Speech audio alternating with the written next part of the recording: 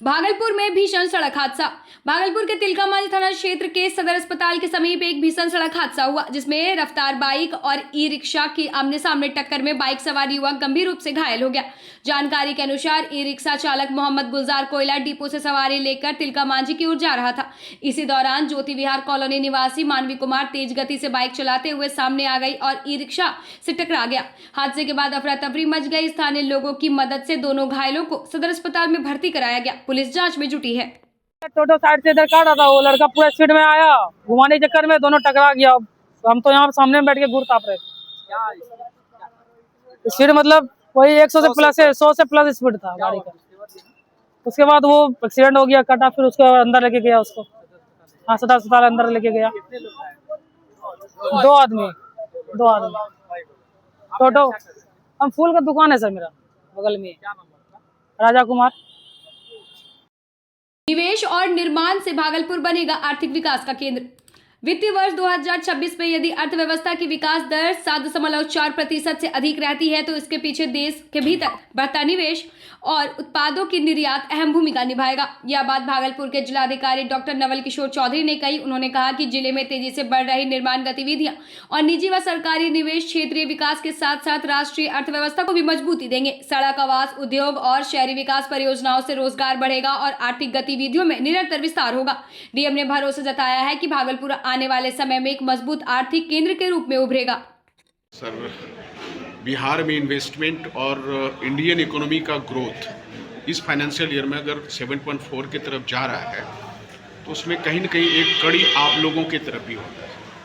बिल्कुल, मैं तो भागलपुर के जिलाधिकारी होने के नाते से यही कहूँगा कि हमारे भागलपुर में जो जिस तरीके से इन्वेस्टमेंट हो रहा है, जिस तरीके से इंफ्रास्ट्रक्चर आ रहा है, डेफिनेटली ग्रोथ होना ही होना है। भागलपुर हमारा पहले जो कनेक्टिविटी थी, अब पहले से काफ़ी अधिक कनेक्टिविटी बढ़ेगी, तो भागलपुर के उत्पाद यहाँ से बाहर जाएंगे, बिहार के अन्य ज़िलों में बिहार से बाहर जाएंगे और यहाँ पे कई ऐसे कार्ड चल रहे हैं जहाँ के लोगों को रोज़गार मिलेगा।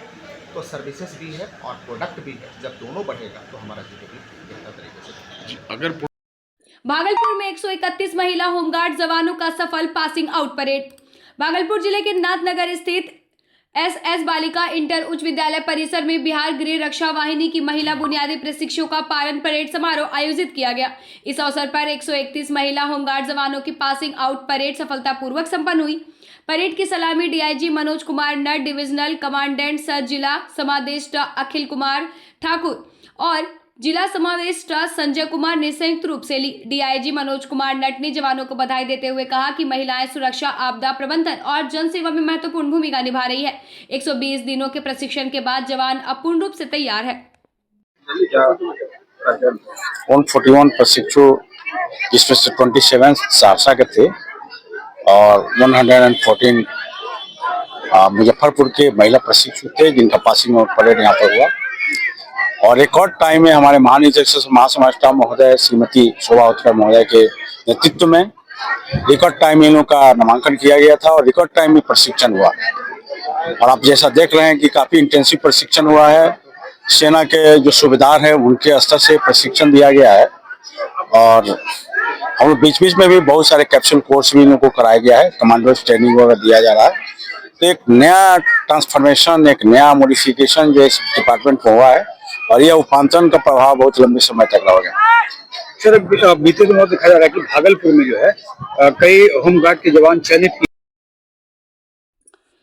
पीरपैती बाजार मध्य विद्यालय में चोरी और तोड़फोड़। भागलपुर के पीरपैती प्रखंड अंतर्गत मध्य विद्यालय पीरपैती बाजार में असामाजिक तत्वों द्वारा चोरी और तोड़फोड़ की गंभीर घटना सामने आई है।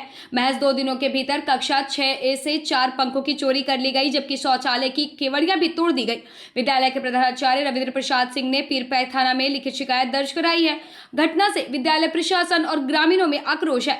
समाजसेवी मोहम्मद साजिद उर्फ लाल ने पुलिस से सख्त कार्रवाई और नियमित गश्ती की मांग की है। पीरपैती रेफरल अस्पताल में वैक्सीन कुरियर कर्मियों की हड़ताल। भागलपुर के पीरपैती रेफरल अस्पताल में कार्यरत वैक्सीन कुरियर कर्मी आज निश्चितकालीन हड़ताल पर चले गए हैं, जिससे प्रखंड में टीकाकरण व्यवस्था प्रभावित होने की आशंका बढ़ गई है। हड़ताल के कारण हेल्थ सब सेंटर तक वैक्सीन की आपूर्ति बाधित हो रही है।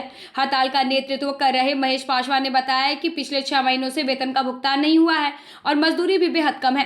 कर्मियों ने नियमित 30 दिन का काम, मजदूरी बढ़ोतरी और लंबित भुगतान की मांग की है। वहीं अस्पताल प्रबंधक प्रवन कुमार सिंह ने फंड की कमी का हवाला दिया है।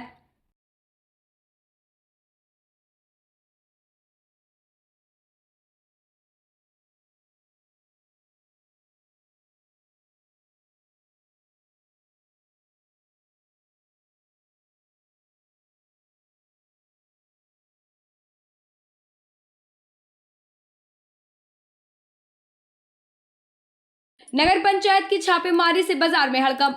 नगर पंचायत द्वारा शहर में चलाए जा रहे छापेमारी अभियान के दूसरे दिन शुक्रवार को खुले में मांस मछली की बिक्री कर रहे दुकानदारों पर सख्ती बरती गई और कुल 6,900 रुपए जुर्माना वसूला गया। अभियान का नेतृत्व कर रहे नगर प्रबंधक कुणाल कुमार ने फुटपाथ पर दुकान लगाने वालों को स्थायी दुकान लेने और ट्रेड लाइसेंस अनिवार्य रूप से बनाने के निर्देश दिए। वहीं दुकानदारों ने स्थायी व्यवस्था न होने की पीड़ा अधिकारियों के सामने रखी। नगर पंचायत ने स्पष्ट किया कि स्थायी व्यवस्था होने से फुटपाथ पर खुले में मांस मछली की बिक्री पर पूर्ण प्रतिबंध रहेगा और सभी स्थायी दुकानदारों से आवश्यक दस्तावेजों के साथ ट्रेड लाइसेंस बनवाने की अपील भी की गई। विशेष करके जो खुले हवा में, खुले वातावरण में मीट मछली बेचा जा रहा है, उसके ऊपर आज हम लोग कार्रवाई कर रहे हैं, क्योंकि खुले में मीट मछली बेचना गैर कानूनी है और ये न्यायसंगत किसी प्रकार से नहीं है।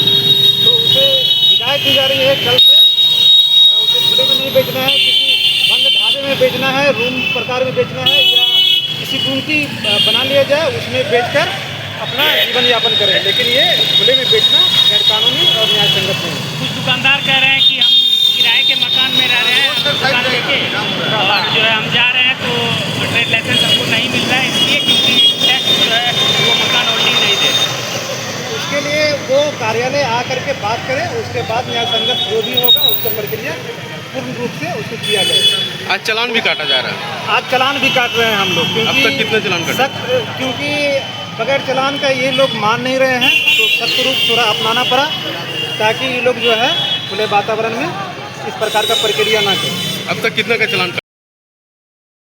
अमरपुर में सरकारी खेल मैदान पर कब्जे का आरोप। अमरपुर प्रखंड के गोपालपुर गांव स्थित विद्यालय परिसर के खेल मैदान को निजी व्यक्ति द्वारा जोत दिए जाने से ग्रामीणों में आक्रोश फैल गया है। शुक्रवार को ग्रामीणों ने प्रदर्शन कर अधिकारियों से जांच और कार्रवाई की मांग की। ग्रामीणों का कहना है कि यह मैदान बिहार सरकार की जमीन है, जहां वर्षों से क्रिकेट, फुटबॉल सहित अन्य खेल और टूर्नामेंट आयोजित होते रहते हैं। आरोप है कि रुद्रा चौधरी ने जमीन को अपनी बताते हुए जबरन जोत दिया, जिससे युवाओं की खेल गतिविधियां बाधित हुई।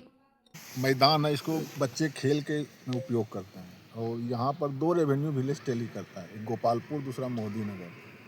और 1 एकड़ 12 डिसमल ज़मीन जो है वो गोपालपुर का है और शेष 39 डिसमल ज़मीन जो है वो मोदी नगर का है। और मोदी नगर का वो ज़मीन बिहार सरकार है, खाता 50 और खसरा 112 है। और ये 50 साल पूर्व से या उससे भी अधिक कही है, ये फील्ड पर लोग खेल कूद के उपयोग करते हैं। इस जमीन को जो है कौन मतलब कि जोत दिया? ये जोत दिया अंजन चौधरी का लड़का है, भोली भोली हम लोग बोलते हैं उसको।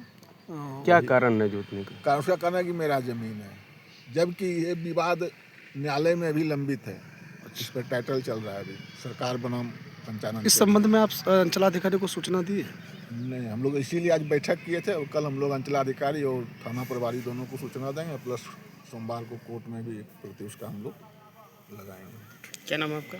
मेरा नाम ललन शर्मा है।